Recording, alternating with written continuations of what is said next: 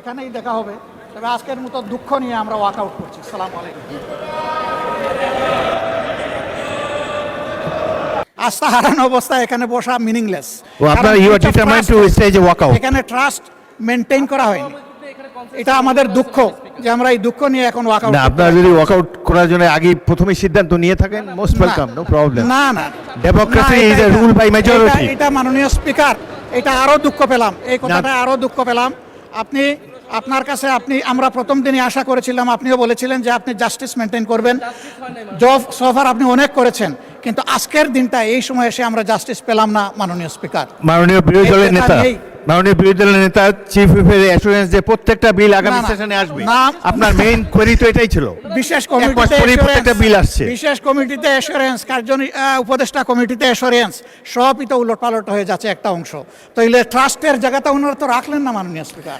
আমি তো বললাম করার পরে আমরা কিন্তু সহযোগিতা করেই যাচ্ছিলাম যে ঠিক আছে, কনসেনসাস যা হয়েছে আমরা আর কথা বলবো না, আমরা হাতেই বুট দিয়ে চলবো, আমরা চলেছি। কিন্তু এখন এসে দেখতে পাচ্ছি যে আমাদেরকে আসলে ব্ল্যাক আউট করে দেওয়া হচ্ছে। ওই ব্ল্যাক আউট কেন আমরা হব মাননীয় স্পিকার? মাননীয় বিরোধী দল নেতা, আপনার প্রধান প্রশ্ন ছিল যে এই বিলগুলা যেগুলা উঠেনি এই অধিবেশনে, সেগুলার ফেট কি হবে, সেটা বিরোধী দল ট্রেজারি বেঞ্চ থেকে বলা হয়েছে প্রত্যেকটা বিল আনা হবে আগামী অধিবেশনে।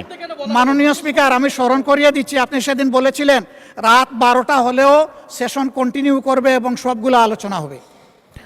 এটা যদি হয় বসবো, শুনবো, 12টা পর্যন্ত আমরা অংশগ্রহণ করব, কোনো অসুবিধা নাই। কিন্তু এখানে বলা হয়েছে 16টা বিল এখন উত্থাপন করা হবে না, এটা তো বিশেষ বিলেরই তো সিদ্ধান্ত। ওই আস্থার জায়গা ওনারা নষ্ট করে ফেলেছেন।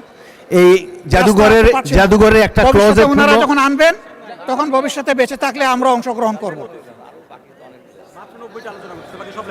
মাননীয় বিরোধী দলের নেতা, 133-এর মধ্যে 16 তো লেপস হচ্ছে না, 90 আলোচনা হয়েছে আর বলেছেন যে একটা বাকি আছে, তাইলে আরো তো অনেকগুলা লেপস হয়ে যাচ্ছে।